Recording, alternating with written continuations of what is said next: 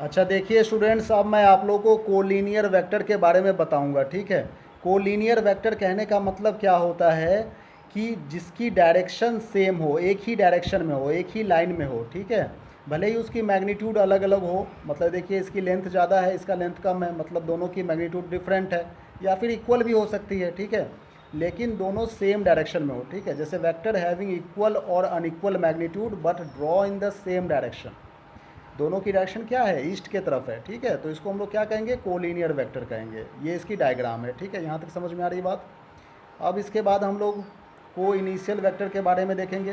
को initial vector कहने का क्या मतलब है।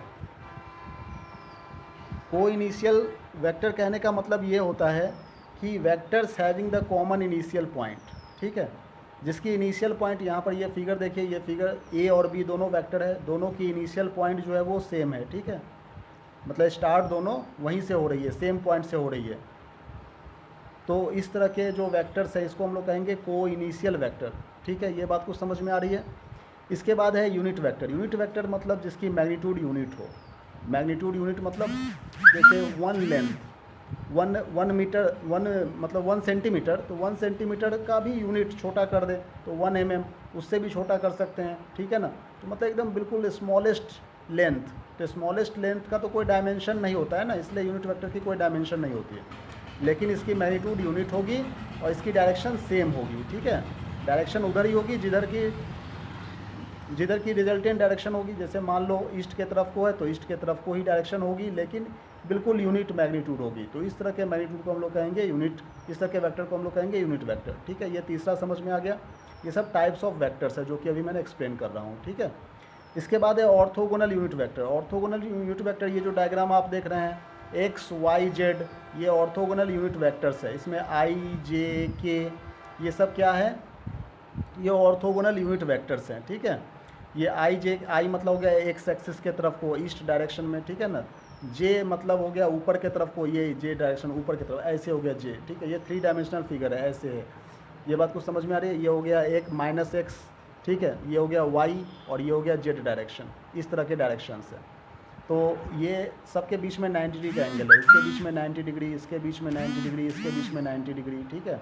तो ये एक्स एक्सिस आई कैप को शो कर रहा है, वाई एक्सिस जे कैप को शो करता है, जेड एक्सिस के कैप को शो करता है, ठीक है। ये तीनों ही म्यूचुअली परपेंडिकुलर है और ये सब यूनिट वेक्टर कहलाते हैं।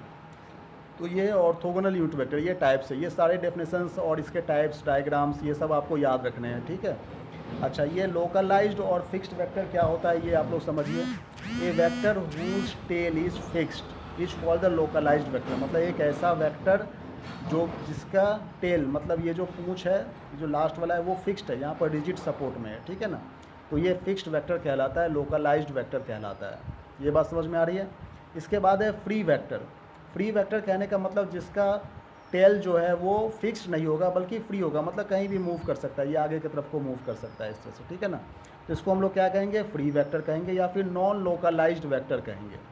इसके बाद है कोप्लेनर वेक्टर। कोप्लेनर वेक्टर कहने का मतलब जो वेक्टर्स एक ही प्लेन के ऊपर हो। जैसे ये एक सरफेस है, सरफेस क्या है, एक प्लेन है, यहाँ पर X axis Y axis Z axis, ये तीनों क्या है, कोप्लेनर वेक्टर हो गया, ठीक है ना।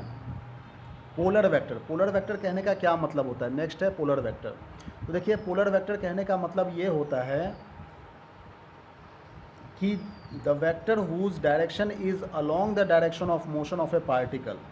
जैसे कि displacement vector, velocity vector, force vector, ठीक है ना।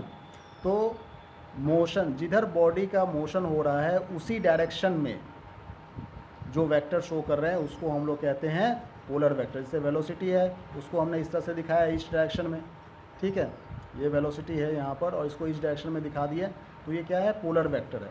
ये बात को समझ में आ रही है। मतलब ऑब्जेक्ट जिधर मूव कर रहा है उसी डायरेक्शन में यदि वेक्टर लग रहे हैं तो उसे कहेंगे पोलर वेक्टर। एक्सियल वेक्टर कहने का मतलब, एक्सियल वेक्टर जो है सो एक्सिस ऑफ रोटेशन के ऊपर होता है। जैसे मान लो ये क्या है, एक स्क्रू है, ठीक है ना। तो स्क्रू को हम लोग एंटी क्लॉकवाइज जब रोटेट कराते हैं तो ये क्या होता है, ऊपर की तरफ को आता है। क्लॉकवाइज रोटेट कराते हैं तो ये नीचे की तरफ को जाता है। ये बात कुछ समझ में आ रही है। स्क्रू, तो ये जो जब हम इसे एंटी क्लॉकवाइज रोटेट कराए, ये ऊपर की तरफ को आया, मतलब टॉर्क लग रहा है, ये ऊपर की तरफ को आ रहा है, ठीक है। तो उसे हम लोग कहते हैं एक्सियल वेक्टर। जैसे कि एग्जांपल के लिए टॉर्क मतलब रोटेशनल फोर्स, ठीक है ना, एंगुलर वेलोसिटी एंगल में जो मूव कर रही है, एंगुलर एक्सेलरेशन जो वेलोसिटी एंगल में जिसकी वेलोसिटी इंक्रीज हो रही है, एंगुलर मोमेंटम मतलब बॉडी जो मूव कर रही है, ठीक है ना, मोमेंटम मतलब क्या होता है, मोशन, बॉडी का मूव करना एक एंगल में सर्किल में, उसे कहते हैं एंगुलर मोमेंटम। तो ये सब क्या है, एक्सियल वेक्टर्स के एग्जाम्पल हैं, ठीक है। इसकी डायरेक्शन एक्सिस ऑफ रोटेशन के ऊपर होता है। एक्सिस ऑफ रोटेशन कहने का मतलब जैसे ये एक पेंसिल है, इसका एक्सिस ऑफ रोटेशन क्या है, ये जो पॉइंटेड दिख रहा है यही एक्सिस ऑफ रोटेशन है, ये ऊपर की तरफ को जो है ये क्या है, एक्सिस ऑफ रोटेशन है, ठीक है। तो ये हो गया एक्सियल वेक्टर। अब इसके बाद हम लोग नेक्स्ट पढ़ेंगे को टर्मिनस वेक्टर। को टर्मिनस वेक्टर कहने का क्या मतलब होता है, ठीक है। को टर्मिनस वेक्टर कहने का मतलब जिसकी इनिशियल पॉइंट डिफरेंट हो, मतलब इनिशियल पॉइंट भले ही डिफरेंट हो लेकिन वो सब एक ही जगह पर जाकर के एंड होता है, ठीक है ना। जैसे मान लो ये वेक्टर यहाँ से शुरू हुआ, ये वेक्टर यहाँ से शुरू हुआ, ये वेक्टर यहाँ से शुरू हुआ, लेकिन सब जो है वो एक ही जगह पर आकर के एंड हो गया, तो इसको कहेंगे हम लोग को टर्मिनस वेक्टर, ठीक है। तो ये सारे टाइप्स हैं वेक्टर के। अच्छा, अब ये रिजल्टेंट बस आज इतना ही बताऊंगा, कल मैं रिजल्टेंट से स्टार्ट करूंगा, ठीक है। रिजल्टेंट वेक्टर कल से स्टार्ट करेंगे। Thank you very much.